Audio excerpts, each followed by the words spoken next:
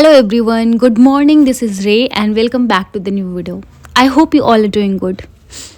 तो आज 23rd of January है, डे ट्यूसडे। तो चलिए इस सुबह की शुरुआत करते हैं और उसी के साथ साथ इस ब्लॉग की शुरुआत करते हैं। तो इस ब्लॉग में बेसिकली मेरा मॉर्निंग का रूटीन है एंड उसी के साथ साथ थोड़े से जो मैंने वीडियो बनाए थे 22 ऑफ दिस जनवरी मतलब कल का, वो वीडियो भी मैंने ऐड किया है बिकॉज़ मैं चाहती थी कि 22 ऑफ जनवरी का मैं पूरा ब्लॉग बनाऊँ। बट क्योंकि मेरा टेस्ट था, मैं टेस्ट देने जा रही थी, तो मैं सोच रही थी मैं सब कुछ रिकॉर्ड करूँ ऐसे थोड़ा थोड़ा सा और उसका भी एक वीडियो बनाऊँ। बट मैं बहुत ज़्यादा टायर्ड हो गई थी तो मैं सो गई और वीडियो आधा ही रह गया। तो आई थॉट कि इसमें ऐड करके हम उसको भी अपलोड कर देंगे। सो ये महीना भी ख़त्म होने को आया, मतलब आज 23rd ऑफ जनवरी है। इस हफ्ते के आखिरी तक ये महीना जनवरी 2024 का एक महीना भी ख़त्म हो जाएगा। मतलब टाइम फ्लाई करता है ये हम कहते हैं, बट अब लिटरली फील हो रहा है ये। और जैसे जैसे टाइम बढ़ रहा है उससे वैसे पता चल रहा है कि अभी करंट अफेयर्स नहीं हुआ, तो अभी पॉलिटी का ये सेक्शन नहीं हुआ, तो अभी हिस्ट्री बाकी है, तो अभी इन्वायरमेंट शुरू नहीं हुआ, etcetera etcetera etcetera. But now what we can do, we can't stop the time. So हमें क्या करना है कि हम समय को तो रोक नहीं सकते, तो हम अपने काम को थोड़ा और एफिशिएंटली करना स्टार्ट करें। तो मैंने अपनी मॉर्निंग की कॉफ़ी के साथ साथ अपने आईपैड में न्यूज़पेपर भी खोल लिया है, थोड़ा सा ऐसे देखने के लिए कि आज कौन कौन सा हेडिंग है। वैसे मैं न्यूज़पेपर पूरा थॉरली पढ़ूंगी नहीं, क्योंकि मैं सोच रही हूँ कि एनालिसिस देखना शुरू करती हूँ।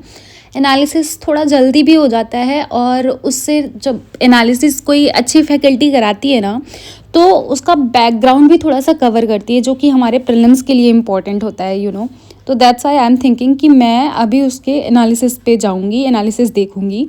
And this is my study table, as you can see here. ये एकदम मैसी हो रखा है और उसी के साथ साथ जब भी मैं पढ़ने बैठती हूँ तो अपने पास में मतलब एक अगरबत्ती ऐसे जला के रख देती हूँ। तो बहुत सारे लोगों का मेरे को कमेंट आ रहा है कि आप अगरबत्ती मत जलाया करो, एंड बहुत सारे लोगों का मेरे को डीएम भी आ रहा है, मतलब डायरेक्टली मैसेज आ रहा है कि आप अगरबत्ती मत जलाया करो, बिकॉज इसमें बांस यूज़ होता है।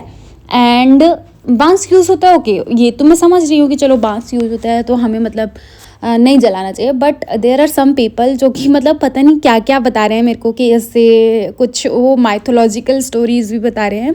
तो I want to tell you guys कि ठीक है, बांस यूज़ होता है ये वाला समझ में आता है, लेकिन उसके आगे वाला आप लोग जो बता रहे हो मेरे को मैसेज करके, प्लीज़ ऐसी अफवाहों में विश्वास ना करें और एक साइंटिफिक एंड सही अप्रोच की तरफ आगे बढ़ें। ऐसी कही कहाई बातों और ऐसी बातों पे बिलीव प्लीज़ मत करें।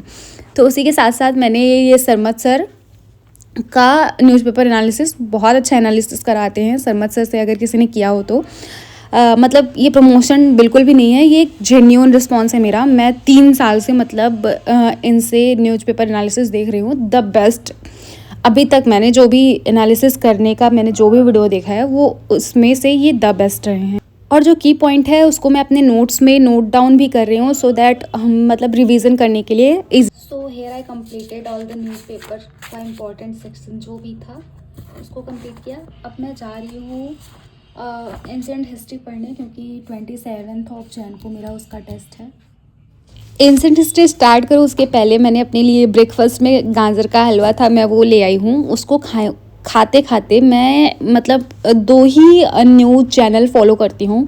एक तो द फर्स्ट पोस्ट, जो कि मतलब बहुत सारे लोग जानते होंगे, वो जियो पोलिटिकल इशू कवर करता है, पलकेश शर्मा बहुत फेमस वो हैं।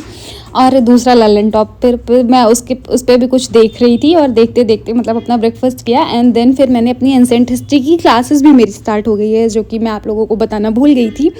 तो मैंने अपनी एंशिएंट हिस्ट्री की क्लास करना स्टार्ट कर दी है। और एक बात मैं फिर से बताना चाहूँगी कि अगर आपको हिस्ट्री बोरिंग लगती है, फिर कोई भी सब्जेक्ट बोरिंग लगता है, फिर समझ नहीं आता, तो मैं फिर से ये बात मेंशन करूँगी, क्योंकि इसमें आपकी गलती नहीं है, आपको अच्छा टीचर नहीं मिला है इस सब्जेक्ट का, दैट्स वाई ऐसा लग रहा है।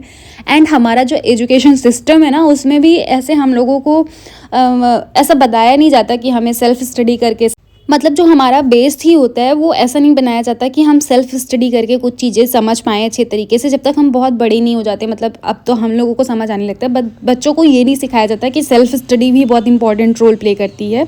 तो टीचर आपको अच्छा नहीं मिला है, दैट्स वाई आपको।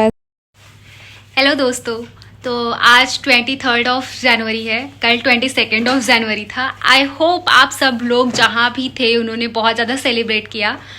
मतलब कल मेरा टेस्ट था तो मैं मतलब टेस्ट देने बाहर गई थी, तो मैंने जो भी देखा मतलब वो सो सररियल था। मतलब मेरी आंखों को यकीन नहीं हो रहा था मैं जो भी देख रही थी।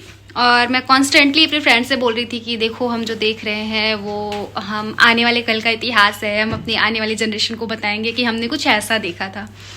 मतलब लिटरली मतलब एज अ यूपीएससी एस्पिरेंट हमें जो इस इंसिडेंट से सीखना है, देखना है, वो बिल्कुल डिफरेंट है। वो मतलब उसमें हम अपनी फीलिंग्स के बारे में ज़्यादा नहीं कर सकते, बिकॉज हमें देखना है टेम्पल आर्किटेक्चर कौन सा है, किसने बनाया है, क्या क्या थीम है, प्लस वो इकोनॉमिकली हमारे देश के लिए कितना बेनिफिशियल रहेगा, और बहुत सारी चीज़ वो जो कि यूपीएससी पॉइंट ऑफ व्यू से देखना है। बट एज अ ह्यूमन या फिर एज अगर मैं अपनी पर्सनल बात बताऊँ तो मैंने अपने बचपन से देखा, इवन नॉट ओनली मी, जो हमारी जनरेशन के जितने भी लोग हैं, जितने भी लोग होंगे वो रिलेट कर पाएंगे कि हम कहीं ना कहीं अपने घर में हमेशा जब छोटे होते तो हमको कहानियाँ सुनाई जाती हैं बहुत ज़्यादा और हर गांव में तो मतलब हर आई थिंक 1 वीक में, अगर जो गांव में रहे होंगे उनको पता होगा कि गांव में हर 1 वीक में कहीं ना कहीं तुम्हें जोर जोर से माइक पे रामायण के पाठ चलते हैं, और सब मतलब जो इनको पढ़ना तक आता है वो रामायण के जो तुलसीदास का रामायण का वो होता है, सब पाठ करते हैं, बहुत इंजॉय करते हैं। अगर कुछ भी अच्छा होता है घर में तो लोग बोलते हैं कि रामायण रखना है। तो मतलब एक बचपन से ही ना वो बातें हमारे दिमाग में या फिर हमारे रोज की रहन सहन में श्री राम का जिक्र होता रहता है। इवन जब हम बहुत दुखी होते हैं तब भी बोलते हैं हाय राम, और इवन जब हम बहुत आश्चर्यचकित होते हैं तब भी बोलते हैं हरे राम। तो ऐसे ऐसे करके ना, तो अल्टीमेटम ये कहना है कि ये बहुत इमोशनल डे था। उसी के साथ साथ कुछ अलग सी फीलिंग थी जो नॉर्मल डेज पे नहीं रहती है। मतलब बाहर तो ऐसा था यार, मैंने देखा कि मतलब जो भी कर सकता था, मतलब मैंने देखा कि हम गए थे टेस्ट देने तो स्ट्रीट पे खड़े होकर मतलब इतने सारे लोग आते जाते हैं, बट हर एक इंसान को जो भी मतलब जिसके साथ जो भी था, जैसे सारे इंसानों को लड्डू दिया जा रहा था, कुछ लोग समोसे बांट रहे थे, कुछ लोग और कुछ बांट रहे थे। तो मतलब ये देख के ना मेरे को बहुत ज़्यादा से अच्छा लग रहा था और कुछ अजीब फील हो रहा था। आई डोंट नो, वो मतलब ऐसे नॉर्मल नहीं फील होता है।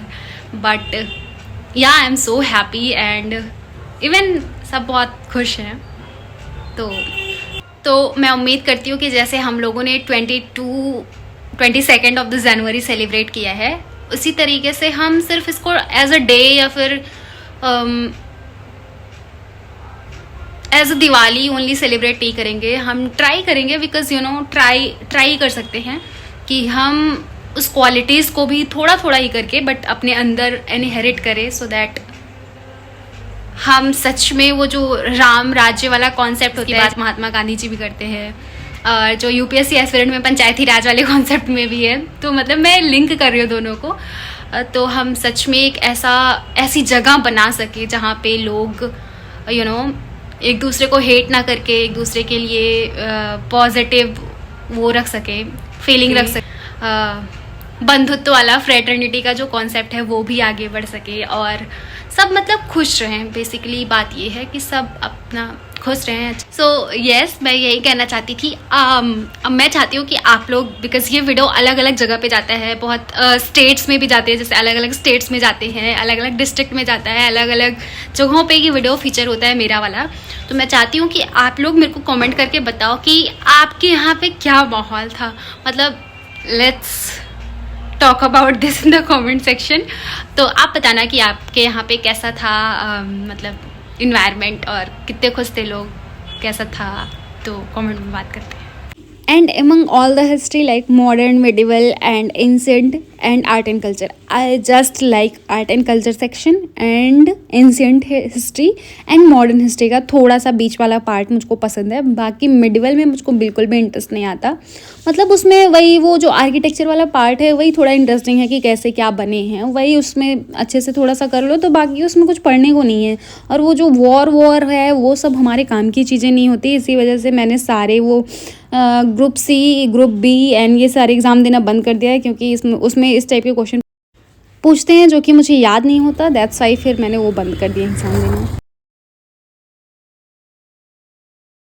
एंड फ्रॉम हेयर 2022 का डे स्टार्ट होता है। मैंने अपना हेयर वॉश किया। एक्चुअली मेरा टेस्ट 2021 मतलब 21 को था, लेकिन मैं 21 को जा नहीं पाई। एक्चुअली मेरा रिवीजन थोड़ा सा बाकी रह गया था, तो मैंने सोचा रिवाइज़ कर लूँगी अच्छे से तब जाऊँगी। तो आज मैं टेस्ट देने जा रही थी, तो आई थॉट कि मैं ऐसे रिकॉर्ड भी करूँगी थोड़ा थोड़ा, बट मैंने बहुत थोड़ा सा ही रिकॉर्ड किया था। और मतलब टेस्ट जिस दिन रहते हैं, मैंने अपनी पिछली वीडियोस में भी मेंशन किया है कि मैं बहुत टायर्ड हो जाती हूँ तो सुबह उठ के पहले रिवीजन करो, उसके बाद फिर तैयार हो, सेंटर जाओ, टेस्ट दो। और कल 22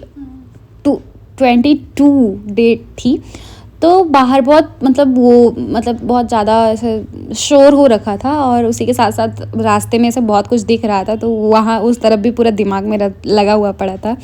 तो मैंने ये थोड़ा सा रिकॉर्ड किया था। तो मैं जो है टेस्ट दे के आई, एंड देन फिर हम मंदिर चले गए। मंदिर जाने के बाद मैं मंदिर से आई, तो मैंने सोचा कि हम नाश्ता बनाएंगे। नाश्ता बनाने के बाद खाना डिनर करने के बाद मैं अपना पढ़ना शुरू करूँगी, और उसके बाद जो है जो भी रहेगा पेपर एनालाइज करूँगी एंड वो सब बातें करेंगे।